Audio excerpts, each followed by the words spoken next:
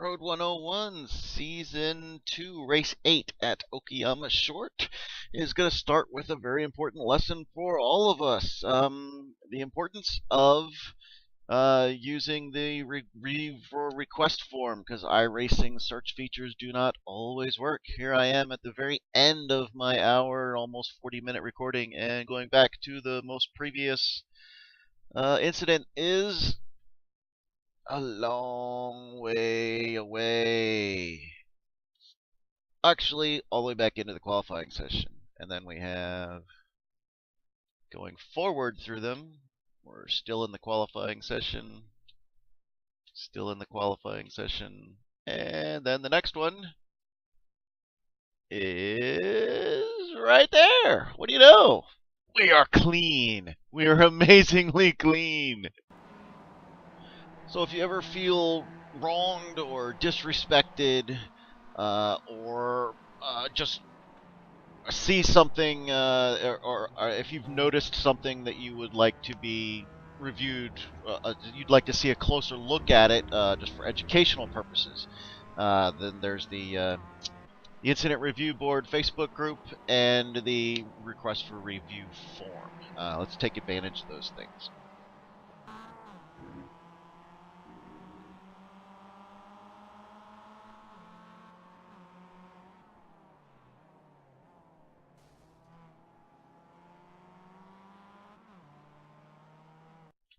So we have an incident down here into the next corner into Redman that is not a punt, as Thomas has not moved significantly off the racing line, but we do have contact, and we need to evaluate, find out why, what's happening here.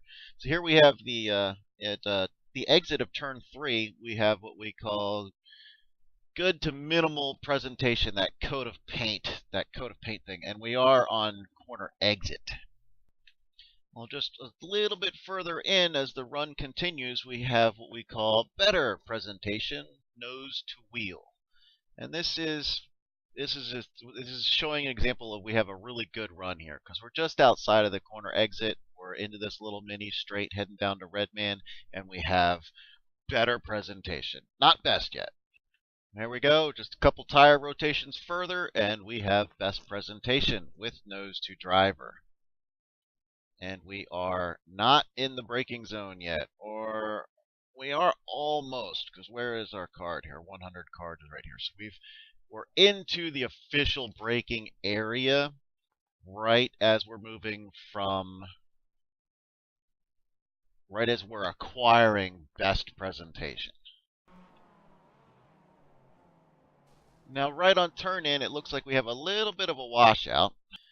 So we've established from the corner exit, good, down the straight, better, and at or into the braking zone of the first card, best presentation. So the apex belongs to our overtaker. Now, what I see is important here is the aggressive stance by Martin here, down the straight, because we have that early beginning presentation, and acquire as it gets better, we have a squeeze.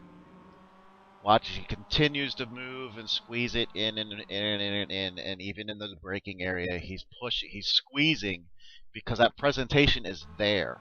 Had presentation not been there, then that's a nice defensive move of easing over and making the guy behind debate whether to keep going in or to move to the outside or file in behind. But we have presentation during this entire move, off of the optimal racing line and towards the apex. So that constitutes a squeeze, which then I'm sure has changed the commitment values of Tom, the overtaker, due to the nature of the aggressive squeeze, then a slight washout, and then the contact. So my boat here is that the squeeze is escalated, the contact, the incident, is a result of the squeeze. And as we have in our squeeze definition, moving away from the preferred racing line without cause to squeeze the racing room available to an inside car is a minor that can escalate with incident. Holding a line is not squeezing, but we are squeezing in this case, and the incident, therefore, is the escalation. So we have not a punt, but we do have an escalated squeeze, which is going to receive the minimum of 8 points. points. It's the next lap. We've got a battle.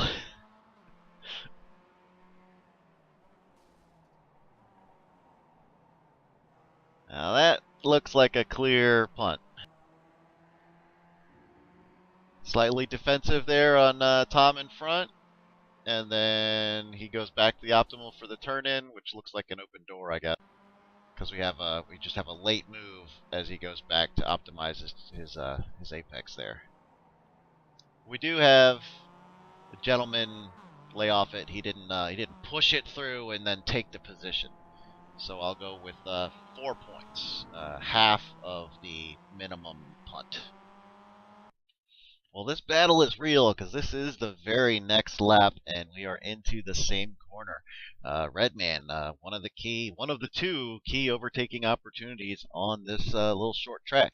So we're about to see a punt with another gentleman respect of laying off of the after the punt and not taking and pushing for the position.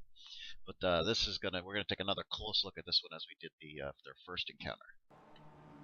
Their first encounter, we had the squeeze, and here we have the same thing but without presentation, so it's a defensive line. And then the front side to rear side contact punt that pushes him severely off of his line. Right out of the exit, we're on an immediate defensive leaning line, that lispfully leaning to the left. I love that line. And we have no presentation. So that is an effective, competent defensive line. And then we have what is essentially a late move on the brakes in order to get in there. Whether accident, intentional, trying to get in there at the last moment, or just miss the breaking point, no way for me to know. But what's important for everybody here is this point here, that recognition of where you are. This is the 100 card. This is the first card of this braking zone right here, and there's no presentation. The good decision here, and for the good racing move, is not to, I can still get there, but to recognize I didn't get there. My time to get there has passed. It's no longer available. The car in front of me has been, they're defensive. Their current stance is defensive. Right here, you should cut hard to the right and jump to the right side of this track. Get back on the optimal racing line. Throw it in deep if you can. If he doesn't go back to the right to further defend, throw it in deep if you can and maximize your exit and challenge him into the next corner. Throwing it down into here and just be like, I can get it, I can get it. It's very short-sighted. It's turn. That's right now, this turn. But of course, it could just be an accident too. So I'm not harping on Martin here for this, so to speak, because shit happens. It's racing, and it's milliseconds or milliseconds. But for future reference, it's that recognition of you just didn't get there in time. Optimal decision would have been to throw it right, sweep behind him, and move to his outside if you could, because he's on that defensive line, and take advantage of it into the next corner. But again, the gentleman respect. It happened. Didn't run through it and take the position and fight to the end. So another half of the minimum at 4 points. That it does constitute a total of 16 points this race. So this will be a DQ this race. So here we have a blue flag facilitation learning experience. Our lap-down car has just come out of the pits and has moved off the racing line to facilitate a pass, but has failed to slow off the racing line and turns it into a battle for almost the entire lap until I actually used voice to be like, dude, I shouldn't be racing you. But here, it brings to my attention here a miscommunication in our driving standards definition for impeding. A minor that can escalate with incident. Slower cars, whether it be by incident recovery, a black flag, damage, an invalid qualification lap, or etc. Driver is responsible to slow off the racing line to prevent impeding traffic. That ending sentence there is inaccurate because the driver is not responsible to move off the racing line too slow, which it kind of sounds like that's what it's saying. What its intent is that if you're off the racing line, which you should be if you're a slower car by most of those definitions, but not just somebody who's racing and it happens to be in a blue flag. If you're in a if you're recovering from an incident, or you're dealing with a black flag, a slowdown penalty, or you've invalidated your qualification lap, then you shouldn't be on the racing line, period. But if you're in the race and you have every reason to be on the racing line, you just happen to be in a blue flag situation, you are not supposed to move off the racing line. But if you do, then that responsibility still holds. Then you've got to slow down to facilitate the pass, because what happens is by moving off the racing line but not slowing down, you've now established a defensive position. You're now on a defensive racing line, which is forcing, in this case me, the overtaking driver, to go through extraneous measures to race you in order to pass. And because you're not actually in a race against me, I'm leaving effective room for you to facilitate the pass by not racing you through the corner. I'm trying to give you the opportunity to do what you're supposed to, which is let me by since you moved off the racing line. But since you didn't, and then you turned it into, and then you ended up on the racing line, and I'm here, I've got a hold. Now I'm on the racing line, but you're still out there battling me. I'm holding as severely inside as possible because I don't know, I don't see you, I don't know what's going on, but you're not following the expectations of the blue flag driver, which is to facilitate the pass. So that puts me into super cautious mode, going like, all right, well then I'm just gonna stay way the fuck away from you. Sorry. And then it's like, all right, now I'm into a battle here, but you know, and now you've off the racing line in order to facilitate the pass, but then you don't. Then you don't actually facilitate it. You then continue on to race it.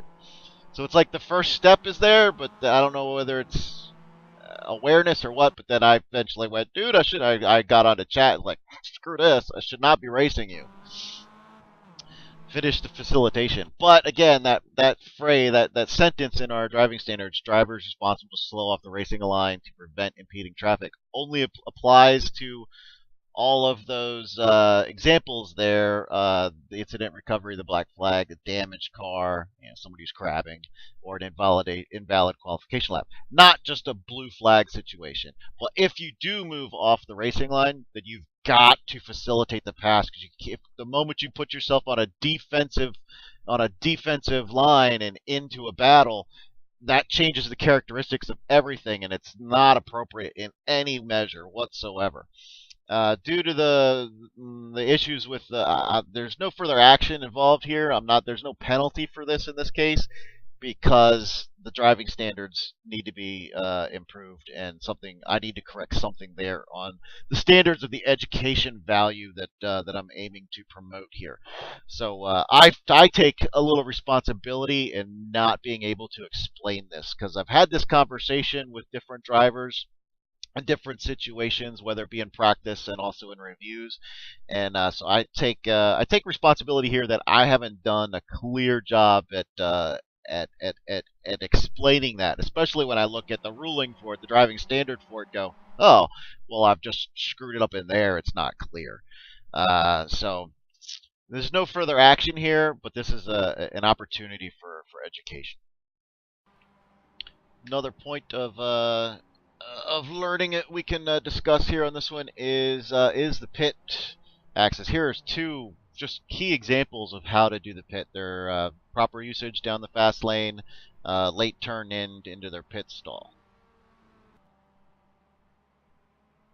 Here's one that's not appropriate, coming down through the transition lane and actual pit boxes.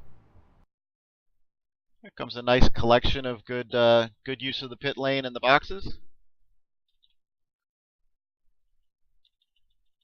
Fast forward that real quick, because there's right here we're gonna have coming up the bad examples. Nice crew coming in, driving all the way down the pit lane, and while iRacing, that's your safe zone. You're not gonna get any penalty. You can't hit people or whatnot. Then using the transition area for an extended period of time is there's something that's going to probably it's I've talked about it, but I haven't established any rulings on it or anything. And this is something that's going to be more of a requirement come season 3. So I'm just dropping the bomb on it now. Like, hey, heads up, we want to make sure that we're not abusing that incident-free area of the pit boxes for transitioning through the pit lane. Well, this is about to look like a post-race celebration by our victor, our race victor. This is actually qualification pushing it for all it's worth on a super hot track with a loose baseline setup that gets out of control.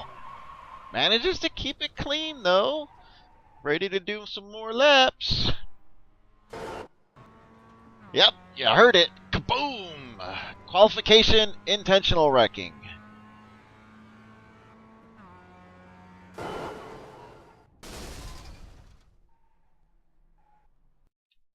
Now, while the driving standards are clear, deliberate wrecking a critical.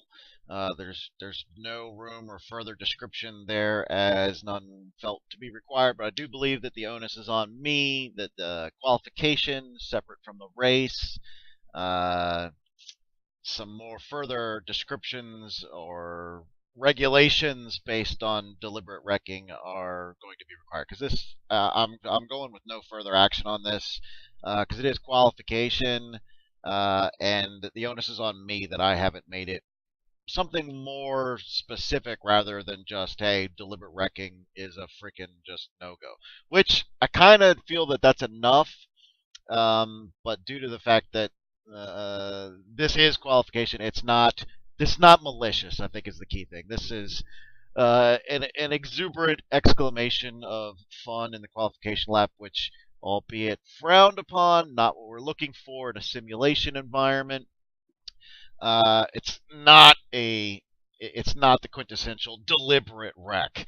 It's not. There's not a malicious intent behind this. So no further action, but look for a better description come season 3 in our driving standards for the expectations of track etiquette and professional displays. Practice smart. Stay up.